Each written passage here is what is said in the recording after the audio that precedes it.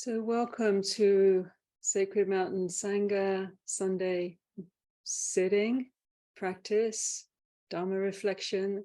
And for those that have the time and the inclination, at the top of the hour, we'll just pause for a few moments and then have 20 minutes for any discussion, Q&A, so on. So I'd like to, first of all,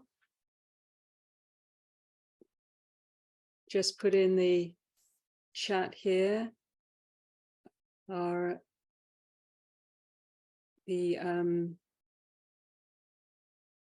link to the chanting booklet. So if you haven't got that at hand, you can just click on that and open it up on your computer. If you can also just listen, whatever you feel supports you at this moment. So we can start with the honoring of the Buddha, which is on page 3, at the top of page 3, and the refuges. And then onto page 4, which is the recollection of the triple jewel, which many of you are familiar with.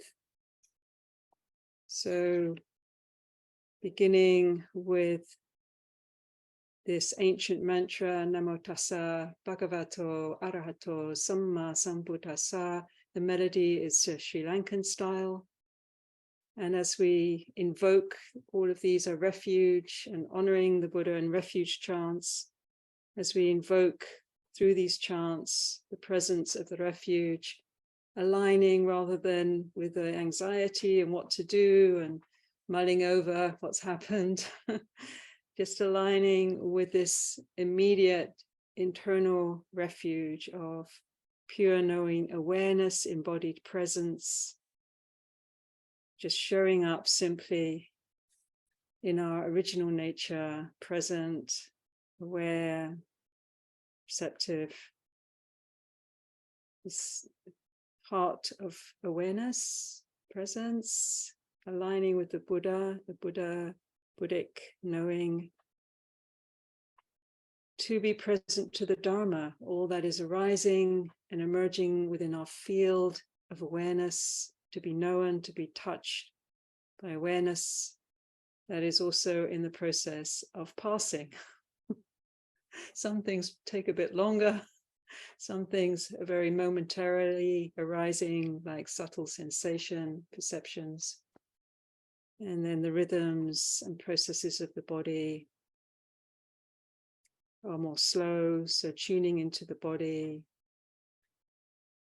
contemplating the nature of things, the nature of our experience, and aligning with Sangha, being here in community, and the essence of Sangha orienting toward practice with how it is, rather than just getting lost in the momentum of what's happening and getting swept along.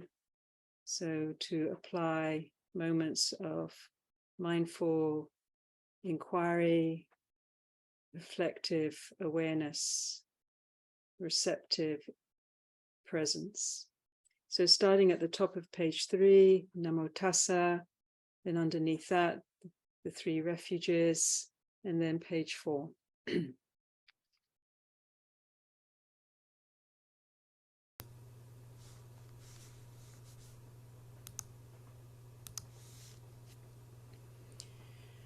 Namo Tassa Bhagavato Arahato Samma Sambuddhassa. Namo Tassa Bhagavato Arahato Samma Sambuddhassa. Namo Tassa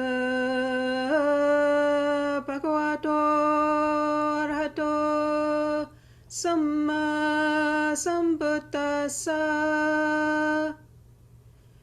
Buddha Saranang Gacchami, Dhamma Saranang Gacchami, Sangha gacchami, Dutiyampi Buddha saranang gacchami, Dutiyampi Dhamma saranang gacchami, Dutiyampi Sangha saranang gacchami, Tatyampi Buddha saranang gacchami, Tatyampi Dhamma saranang gacchami, Tatyampi Sangha saranang gacchami.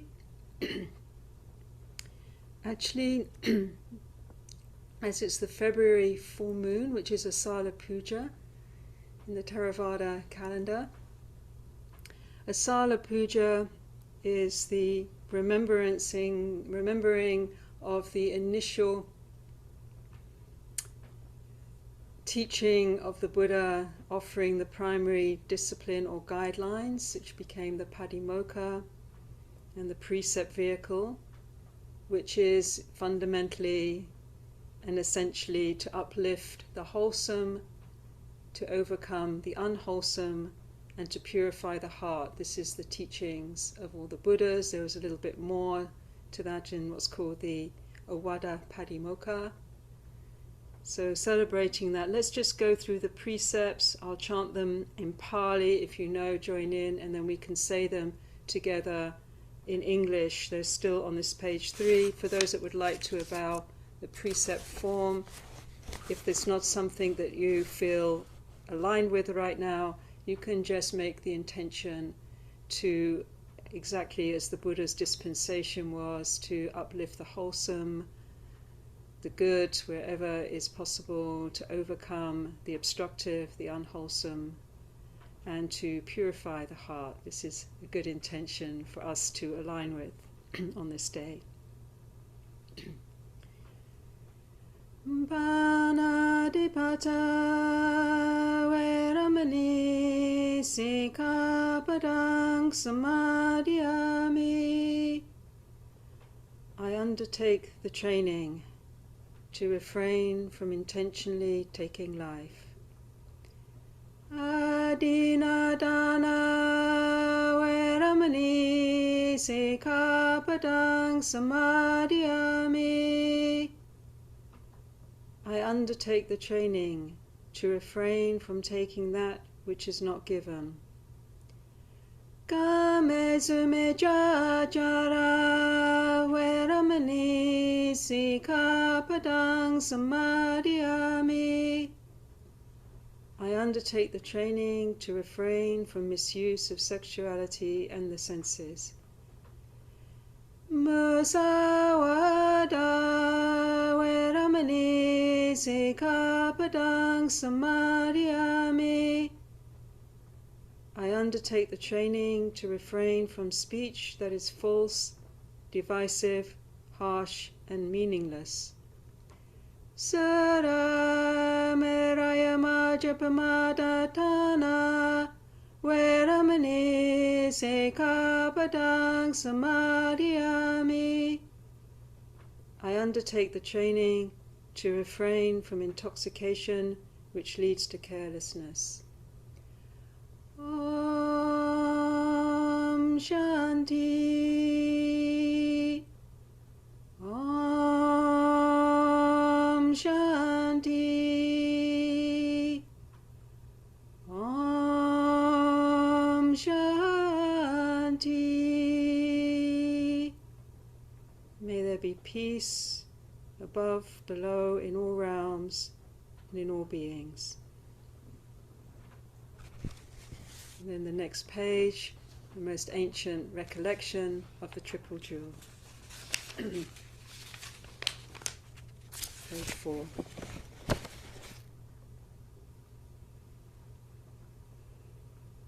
Itipiso bhagava arahan samma sambuddho teja jarana sambha no sagado loka vidu hanno taro purisadama sarati sada Tevamanusana Buddho Bhagavati Swakado Bhagavata Dhammo Sandidiko Akaliko Ehipasiko Opanayiko Bhajada Veditabo Vinyuhiti Supatipano Bhagavado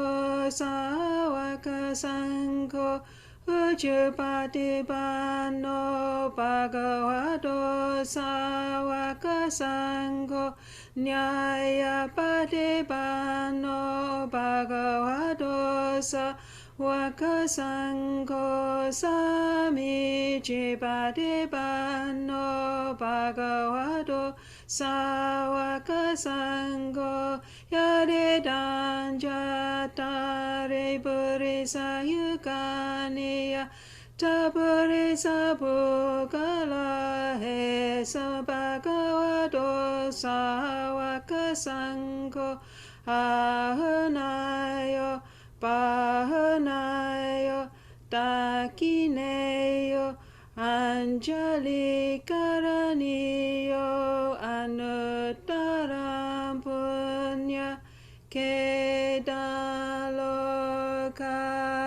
Sati.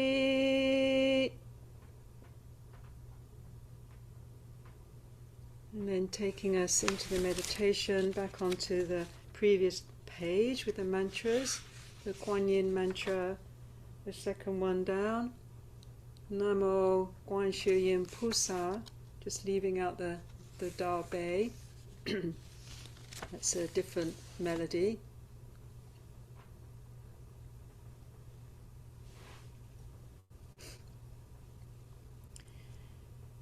Namo.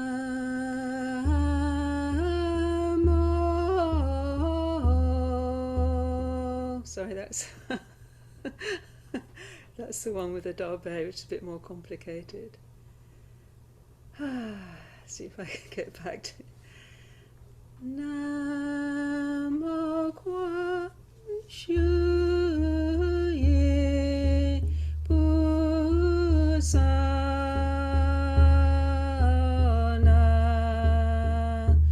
Namo Guan Shu Yin Pusa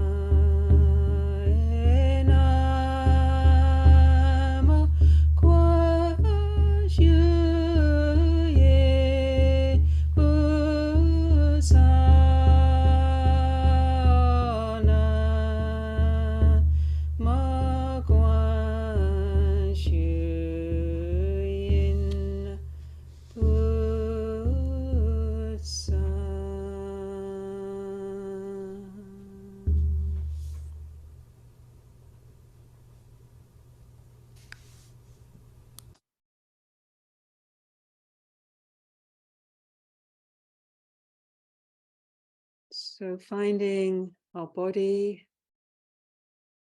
by inviting our awareness to receive our experience as it is, here and now. And beginning, if it's helpful, by taking a few slower, lengthening, deepening breaths.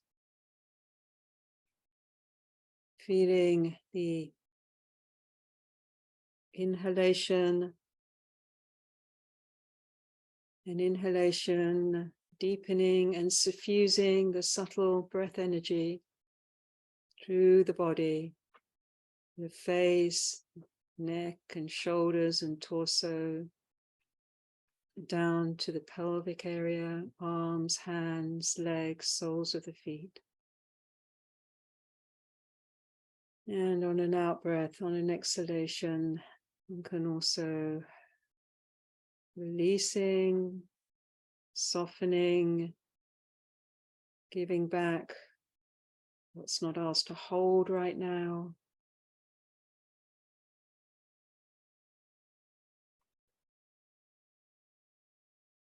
Allowing softening and releasing through the body, softening around the jaw, dropping the shoulders, softening around the belly. And again on an inhalation, slowing down, grounding into earth, feeling the sensation of the body touching earth, connecting with that slower vibration of body, earth, and an exhalation, releasing, softening, arriving, slowing down. So if it's helpful, you can take 3 to 5 breaths like this.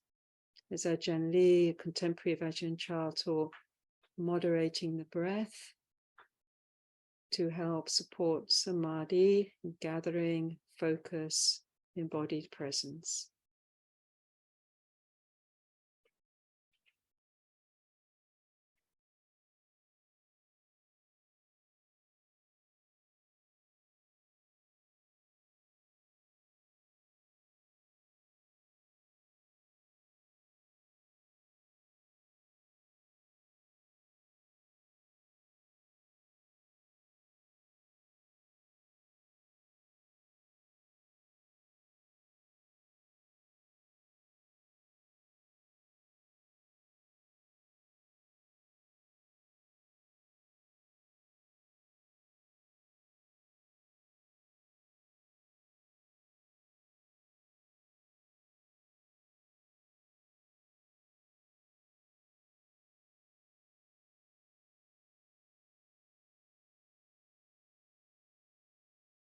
And as you're breathing out, if you're doing a longer exhalation or return to your normal pattern of breath, just putting the worries, the to-do lists, what's wrong, what needs to be attended to, just putting that on the shelf for now, like a box you can put it in.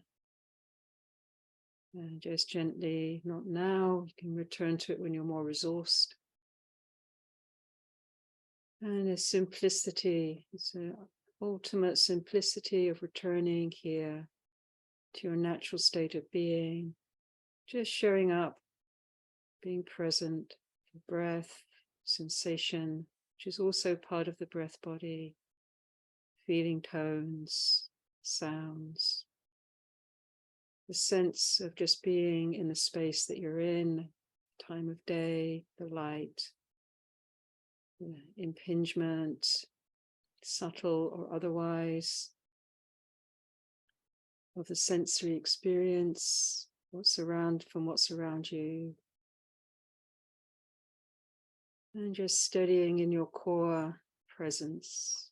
So open, receptive, simplifying, grounding, arriving.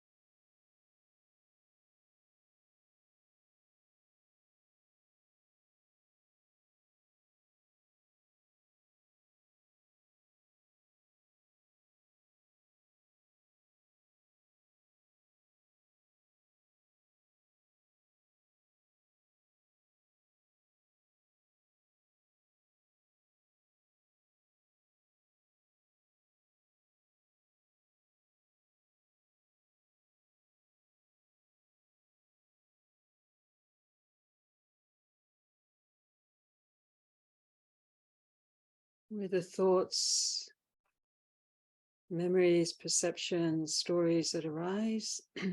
Notice the moment that you're in that wave, and just rather than like that moment of like, oh, or any intention towards sense of disappointment or blame, or just to gently feel that mental energy, mano-vijnana, the thinking, pondering, just feeling it in the body and allowing your awareness to be a bridge so that that awareness is receiving but embodying between the mental sphere, the embodied, and the feeling tone. So underneath or just below the thought and the pondering and the stories, there's often a feeling associated. So bringing that into awareness and feeling like you're more making bridges between these different streams of karma. Kaya, body, rupa kaya, internal, external flow and stream of embodied energy, the Vedana, feeling, somatic, felt sense, sensitivity, knowing, different way of knowing through feeling.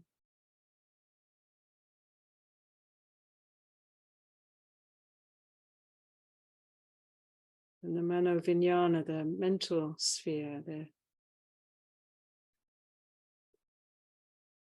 thought forms.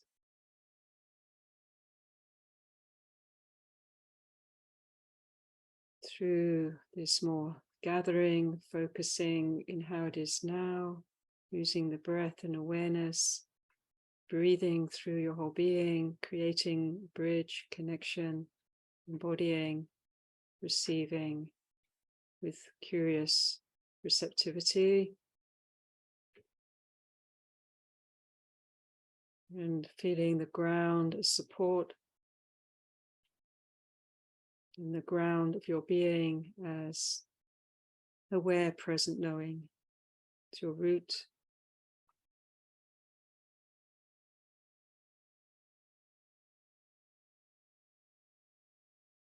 As the home, touching home base, earth, knowing presence, and spacious receptivity to the fullness of your being.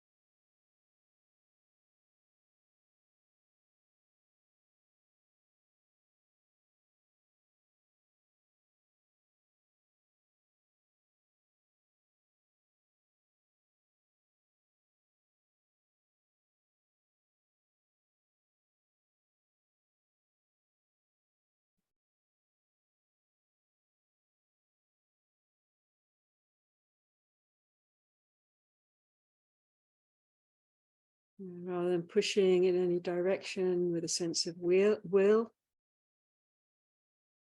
just softening into a subtle receptivity, just touching lightly, direct experience of sense contact, feeling contact, mind contact.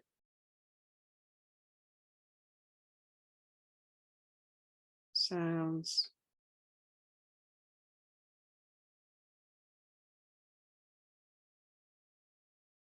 noticing, being with, without grasping or pushing away, that subtle balance, meditative balance, pure knowing.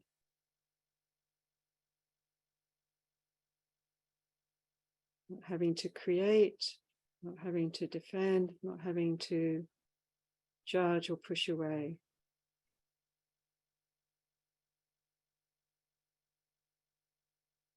Just as it is.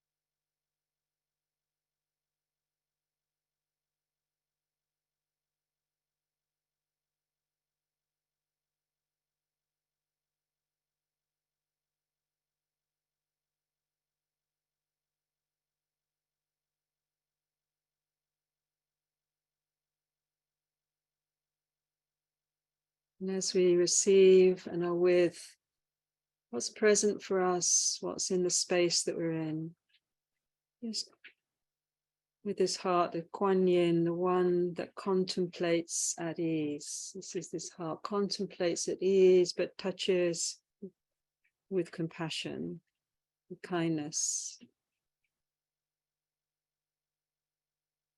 with the intention to transform suffering into liberation, into bliss, into beauty, into creative unfolding of the way of upliftment of the Dharma. So bringing to all that we're with, all that's present for us, this heart, this Kuan Yin heart, kindly, receptive, non-contention. If there's aversion or struggle, we can also receive that. That doesn't, we don't have to feel a particular way. Just receiving kindness, metta, maitri, this softening, literally means softening, like opening, softening the heart, actually. That's what it implies. Friendly to you, your body, processes, the day, all of it. May all be well.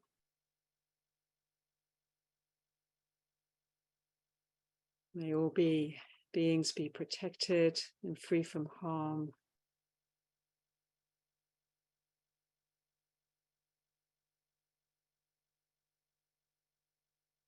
May all sufferings be transformed, liberated.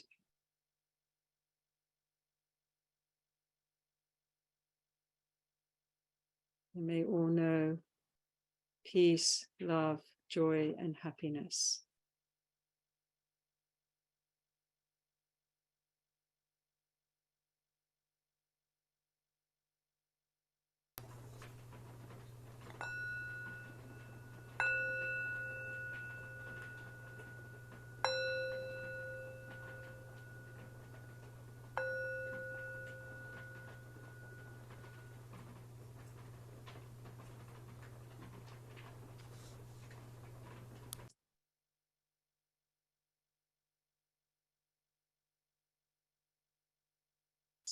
So you're welcome as we like to offer some reflections on the Dharma. I'm on Spotlight, but you can also look at gallery view, whatever you feel. Also today, I'd like to remember my mother in England. It's her 94th birthday, and she's tracking on pretty well. Got all her stuff together. So happy birthday, Mum. Happy birthday, all mums. Every day. So yeah, I'd like to this morning where I am, whatever time of day, this session, to reflect on this core aspect of the path, this meditative training, which is called samadhi, or samadhi, it's the same time, samadhi. And because it is so essential, and it is actually basically what we're practicing, which is called meditation. So the word, because often it's translated as concentration, which is a poor translation. In many ways, it's hard to really do justice in that translation, although it comes near to the territory. But if we unpackage the word, the sang, the SAM etymologically means together, like a together. The D at the end, DHI, which is connected with the word dharani, which is the even older word for mantra, which has this sense. Dharani means literally to hold. D, that which holds. So mantra, to hold. A dharani is holding a sacred sound, mantra. And the long A in the middle has this sense of movement, moving towards. So it's all sort of like moving towards a holding of togetherness, holding it all together. And really the practice of that is not to try and run around and pick up all the pieces of our life, but actually the opposite, to still. This is the samatha, the stilling, the calming, the focusing, the grounding, to really sort of focalize in to one territory, one area, even one point, and to stay resting there as things start to gather back.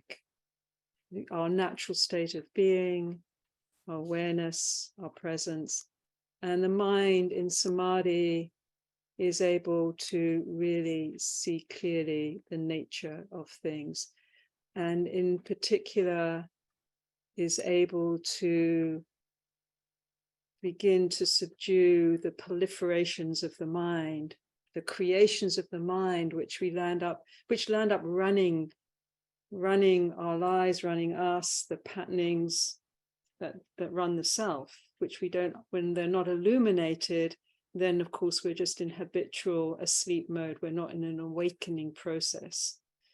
So to context this,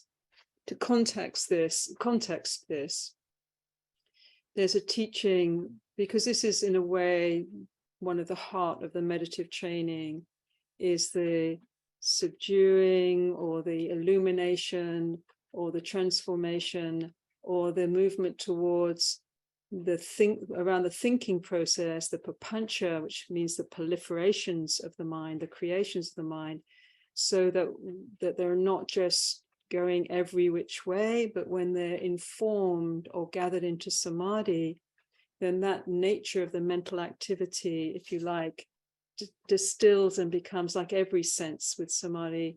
Thinking is a sense, it distills and it becomes more subtle. And that subtlety is then experienced as more lucid thinking, creative thinking, revelatory awareness that comes through the thought processes. So it's not that people that thinking is bad. that's a very misnomer with meditation. It's more that the thinking isn't informed and illuminated and distilled and refined, and it isn't actually in service then of wisdom and of compassion. So this practice, so when the Sakha, and as this is actually a short time of Dharma, I can't really unfold the whole sutta from the Digha Nikaya, Sakha's questions. The Sakha is one of the ruler of the gods, is known as the ruler of the gods, and Sakha comes to the Buddha and asks a question, which is our question. which is, by what fetters are beings bound, gods, humans, asuras, nagas, gandharvas, and whatever kinds there may be, whereby, although they wish to live without hate, harming, hostility, or malignance, and in peace, yet they live in hate, harming one another, hostile and malign. So what is the cause of, we have the intention, and so the Buddha says, in other words, why do beings desire peace and live in hate? So the Buddha said, ruler of the gods, it is the bonds of envy and stinginess that bind beings. So although they wish to live in, and so on, live in, you know, the refrains in the sutta, so I haven't really got time to go through each refrain. So then, of course, Sakka asked, being a smart god, said, but what are the causes of envy and stinginess? And then the Buddha says, the origin, what is the origin, and gives birth to envy and stinginess. And the Buddha goes on, envy and stinginess arises from having dear and not dear as their cause, holding some dear and holding others not dear. So this, in a way, is one of the roots of the separative consciousness that starts as papancha and the thinking about other and co-arises the self and other in this constant dynamic, often fraud, longing, fear, desire, aversion, holding dear and not dear. So Sakka continues, what is the cause of those holding, of the process of holding dear and not dear? And the Buddha goes on to say, the cause is desire. The cause is desire. The cause is this wanting, not wanting, wanting to become, not wanting to, you know, these tanhas, these thirsts. There are forms of desire when they're transformed and refined, like chanda, which is like aspiration, which is wholesome, you know. So again, it's not crushing desires. It's just understanding and illuminating what is the desire realm, which is, of course, a huge inquiry. So it's because of desire. We desire, in a way, we run a lot on the patterning around this tanha, this thirst, desire. And then Sakka asks, because he's a smart god, what is the cause of desire? It's a good question. And I love this just as a form. I just love this way in the Dharma of just keeping inquiring, you know. It's like just keeping this inquiry, curious mind. And the Buddha said, desire has its cause, as its cause is thinking. Thinking is the cause of desire. But he talks about thinking, the Pali word papancha sanya sankara, it means more, it means not just a thought, it means the whole proliferation, the mind. It literally means a web of thought. It means like creating these webs, these narratives in which the self and other appear. And this papancha is tinged with sanya, memory, perception, what's familiar, what gets regurgitated. Sankara is sankara, creates patternings, and it's the sankara, the patternings that run the self. So this is a core engine of samsara, if you like, this papancha making process. And so how do we practice to the leading to the cessation of papancha? And the Buddha gives these sort of, you know, formulaic things of happiness being of two sorts: the happiness that's built on unskillful qualities and diminishing skillful. Obviously, that's not the happiness that should be pursued.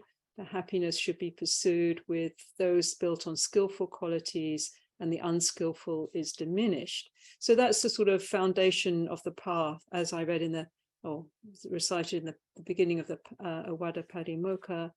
And again, but then the Buddha goes on to a more subtle level of happiness or practice. And this is where he's talking about equanimity, that the equanimity is also twofold.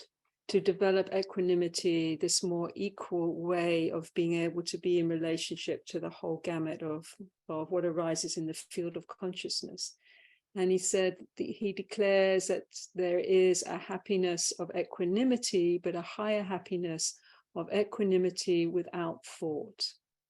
This is more excellent, to be able to be engaged without thought. And in here, really talking, not, it's not like a completely vacuous mind, but it's without the papancha of the mind.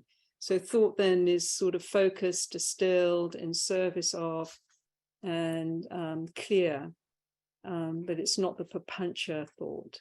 So this deepens, of course, a more equal, open space. So all of this is supported by this gathering of samadhi, of this meditation training, because it's in there, it's in the meditative practice, it's in the foundations and the cultivation of samadhi. A mind in samadhi illuminates. There are many, many benefits of samadhi. For example, the sort of primary benefits of being less irritated by sensory contact. And the Buddha talks about being able to withstand sensory impingement. The mind being less dispersed, less anxious, constricted, caught in patterning, reactive, and so on, increases well-being. Ajahn Sujito talks about samadhi as the healing aspect of the path. It literally can unwind places of deep tension, sicknesses, pains, and so on. It has a healing dimension. Also mentally, emotionally, it inducts us into this direct knowing and presence. But ultimately, it is the illumination of how things are, actually how things are, rather than our projection of the mind, that becomes a liberating cause for liberating the mind from suffering, and beginning to see what we might call the engine of papancha, which is this I-making, the me, that inserts itself at the core of the big drama. And it's not that we're dismissing the me either. The self-structure has its place, but it's illuminating, so it's in right relationship to the, under the guidance, really, of this more intuitive, direct knowing connected with the Dharma, and then following our patterning. So the samadhi has many benefits, and so I just want to mention again, this is a little bit succinct due to our time limits, but the training in samadhi, it's very helpful to have a sense and an orientation around what's called the 5 jhana factors, which are the supports for this gathering. And this is a template that, I just quickly name them. But, when you mention this word jhana, everyone goes into, you're going to be like, there's just so many views about what jhana is, how you do it, what the stages of it, and so on and so on. And there's just many, many different ways of approaching this territory. But I'm just going to stay with Ajahn Chah's peaceful, a bit more peaceful, and very peaceful. to make this doable and to realize there's access, in moments as we apply the medicine of the Dharma. We don't have to sit on a mountaintop, and many of us can't anymore, but even to pause and apply some of these trainings, we're already going to be tasting that fruit, so to make it accessible and doable, and when that fruit is tasted, to really notice, I'm more composed, what does that feel like? And seeing what it's like when we're really distracted. So the first way, I'm just going to name these 5, and we can just talk a little bit about the first 2. The first one is vitakka, which means directing attention, using a thought. So using thought to direct attention. Attention is the lead, really. Attention, it's upon attention as is said in the Mula Sutta, that the experience of the world arises. Wherever we place attention, then our world, not the world, our world arises. So to direct attention in a skillful way, and, like being here now, coming to the breath, a thought form that I like to, to really help direct attention is a question, because that is a more yin, receptive. The mind often doesn't respond well, it doesn't stay connected to what it's brought attention to when you just give it a direction. But if you give it an inquiry, it's like in relationship. If you ask someone, well, how is that? What's happening? Then it's going to deepen into the relational field rather than just do this.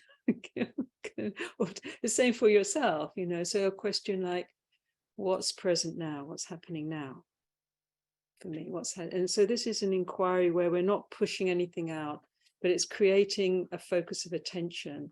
So vitaka, and then accompanying that vichara, which has a really odd translation, which isn't really related to what it is. I'm not even going to give that classical translation, but really it's the receptive aspect of attention. Once you brought your attention to something, then you have to receive what you've brought your attention to, so that you can stay connected.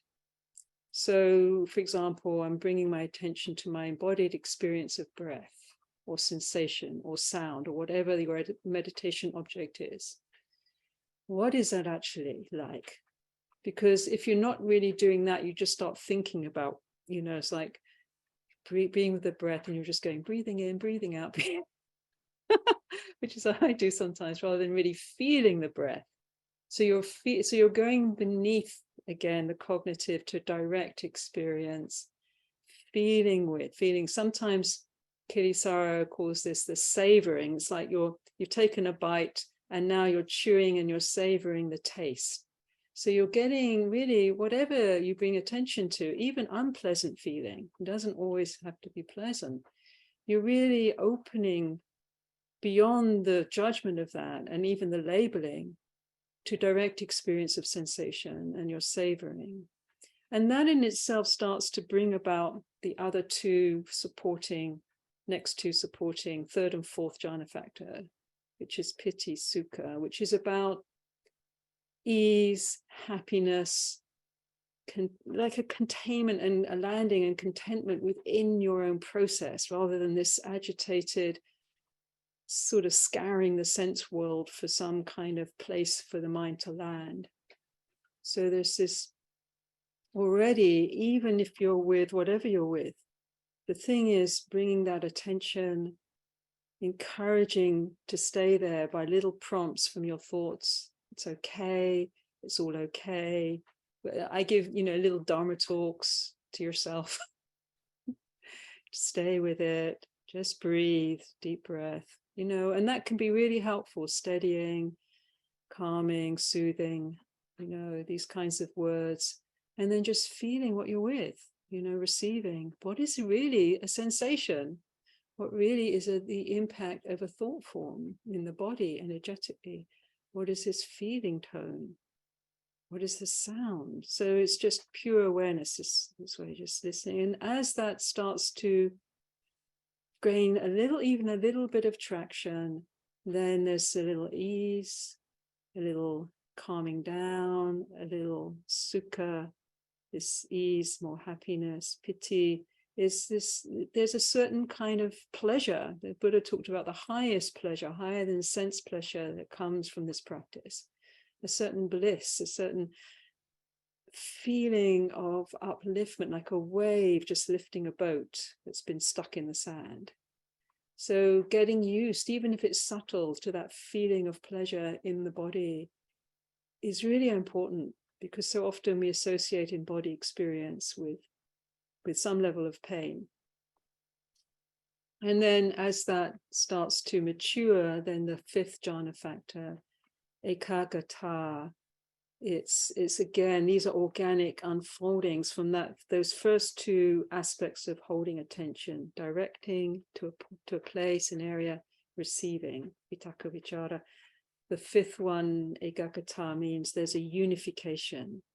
There's the beginning of feeling all the disparate parts of yourself, body, mind, the streams of karma, starts to unify within this field of awareness. Starts to feel, you can even sometimes feel the body change its experience of itself. Maybe lighter, heavier in a good way, grounded, larger, small. It's a subtle realm, the inner realm of samadhi. So I'll leave it there for now, because obviously I could go on all day about this, but just a few pointers. And so important, as Ajahn Chah said, there's two kinds of samadhi, or two kinds of peace. The peace of this practice of actually samatha samadhi, calming, focusing, and then the peace that arises from the wisdom, the understanding that arises from this practice. So that peace is not dependent on things being calm or you feeling a particular way. So really the samadhi that's infused with wisdom and willing to work with how it is clearly the more durable samadhi. And then in the Shurangama Sutra, one of the texts that highlights Kuan Yin, Avalokiteshvara Bodhisattva, the heart of the Shurangama means durable or unshakable or deathless samadhi. That is, the mind ultimately has to return to its own root, pure essence of conscious awareness, pure essence of consciousness, if you like, the unmoving, undying citta part. So these are just different dimensions of samadhi. So I encourage you, just in moments, to practice this week, just how is it now? Okay, I'm all over the place. Find a routine, a deepening breath, feeling of touching the ground. Taking space, give yourself a time frame, 5 breaths, 5 minutes. Don't make it too unreachable. In a queue, driving, whatever. And gathering, staying connected, receiving. Ajahn Chah liked to stay with the breath at the nostrils, which is very popular. Do that. Also remember to keep your body around, so that you're not just disassociating, which is our tendency, but it's a simple place to start, not too complicated, not going into a lot of emotional feeling. So find a simple place to start that may be there, it's very traditional, maybe another area with your feet or your butts touching the earth. Slowing down, taking time, pause. So I believe we've come to the end of this. For those that I know just want to make this doable, these sessions, so it's not too long, but I'd like to just share the blessings. And then for those that wish to stay, we have like 20 minutes for any Q&A discussion. So let's just take a breath. And to give thanks for this Dharma, blessings of this Dharma, that have arisen from the culture and the mind and all that supported and brought to fruition of the Buddha, Sakyamuni Buddha, our teacher, and then all the manifestations of the lineages and lineage holders, those that through devotion and dedication over centuries from Asia brought the Dhamma to us where we are now. Most of us here in the Western Northern Hemisphere, or in a more Western culture, if we're in the Southern Hemisphere, whatever culture, non-Buddhist culture we're in, giving thanks and appreciation and respects to the ancestors for this gift.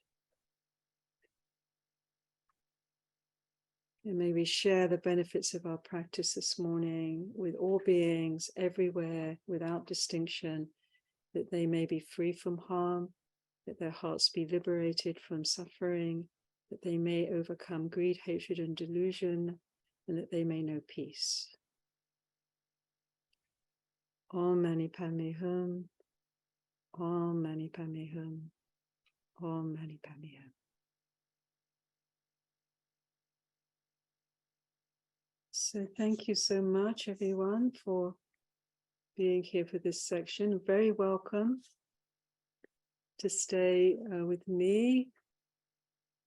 I'm just going to go here into the gallery view with you to just open up the space, like, how are you doing now? You got anything you'd like to share? Any questions?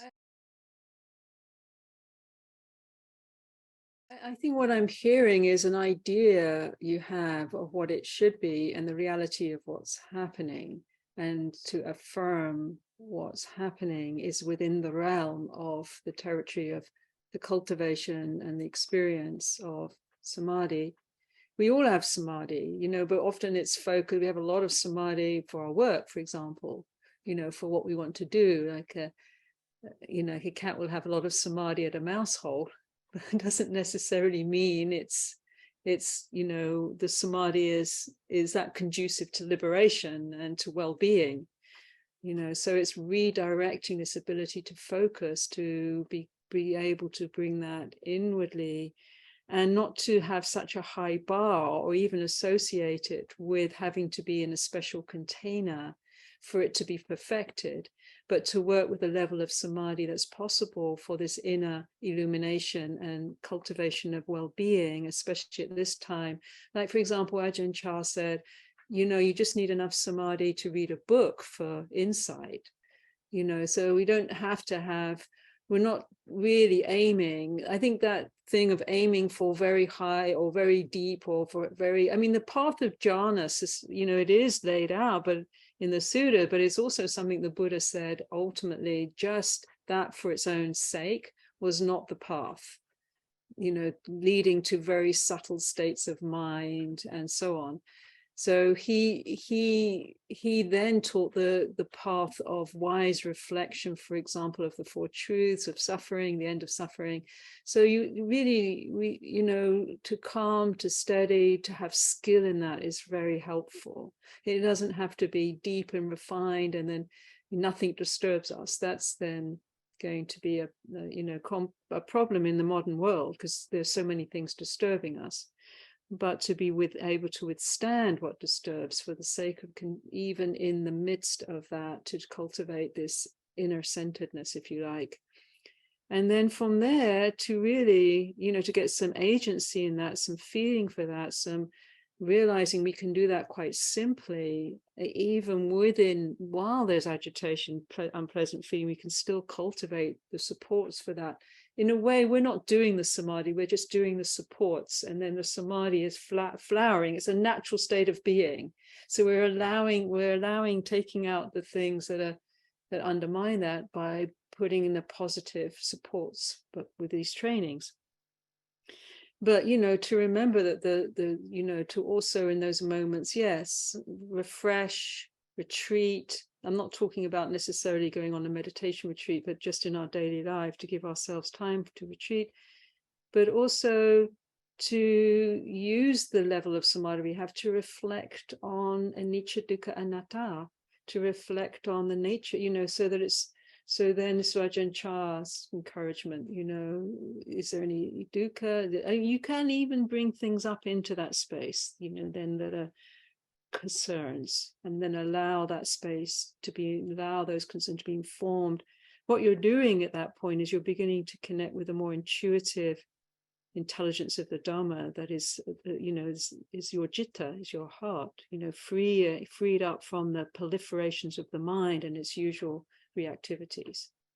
So you can, to cultivate that wise reflection supported by samadhi.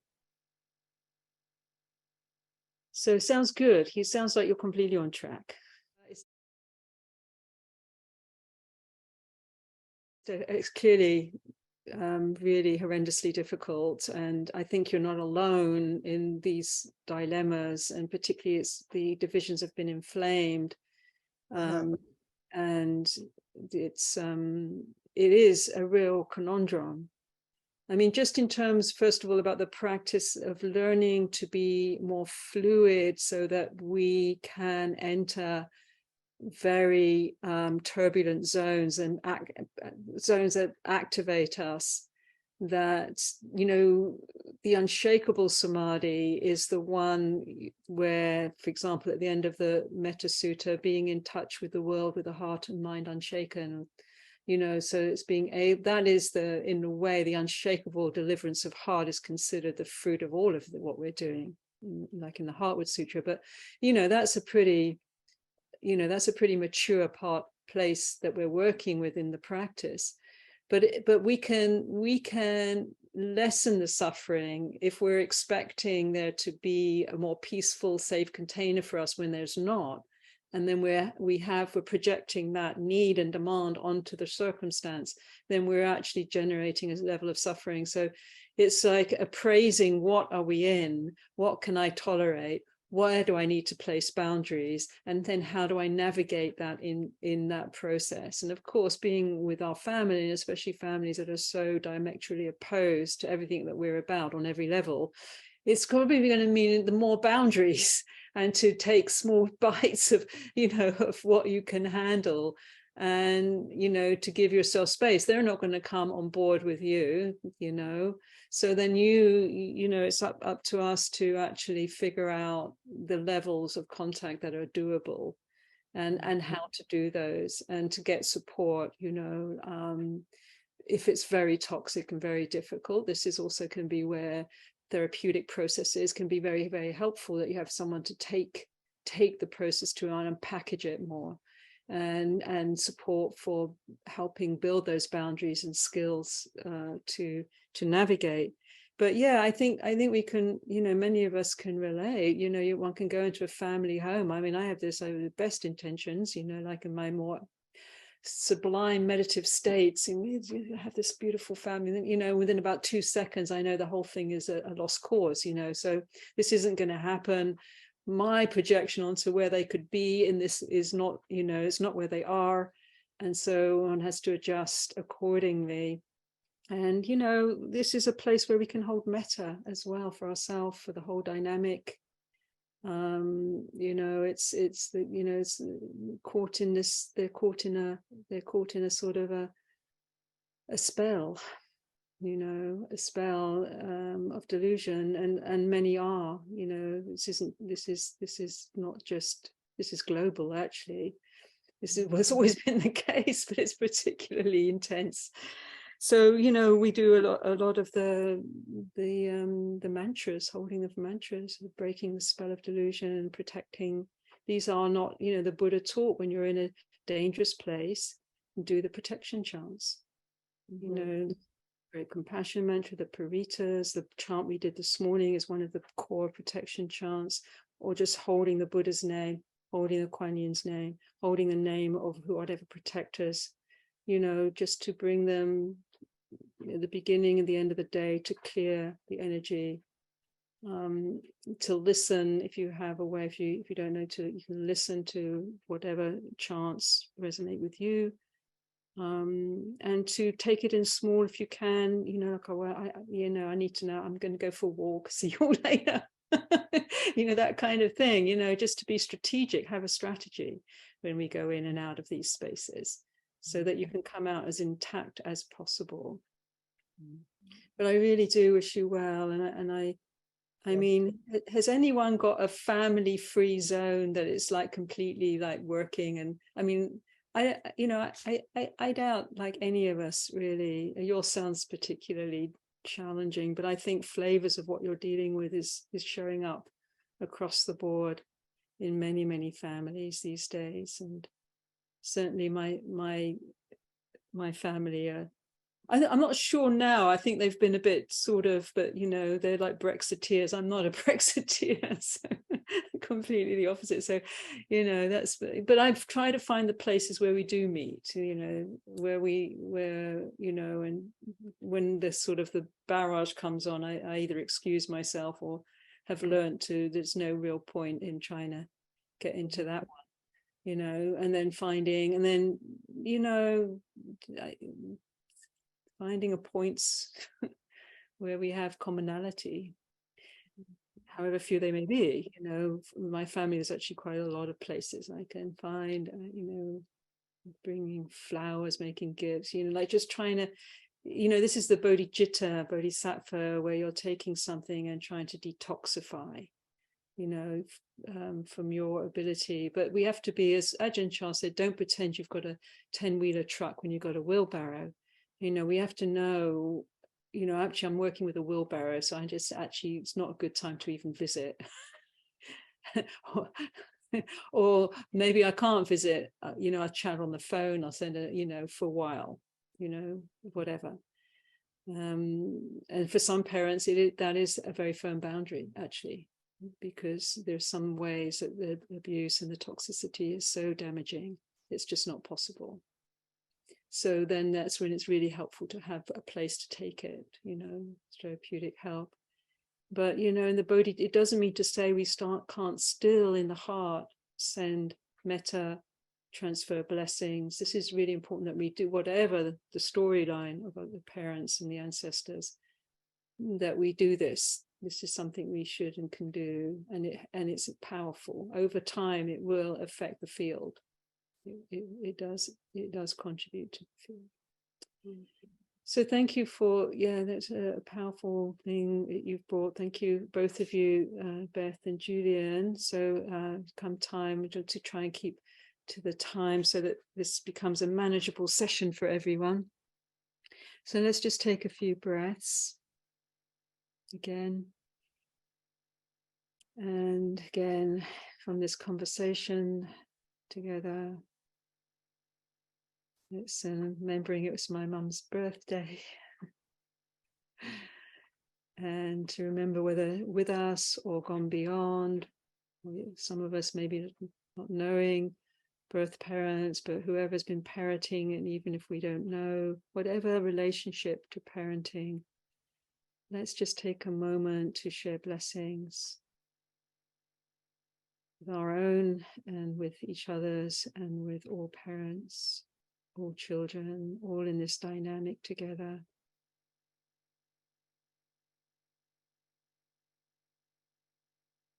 Extending and calling on the stream of awakening, Guanxu Yin, the Buddhas and Bodhisattvas, the awakened ones, Dharma protectors and guides, devas, bringers of light, to send healing, to soothe places of pain, to heal, to tie up the energies that are keeping beings caught in spells of delusion, and to request the liberation for all in all circumstances. May it be so.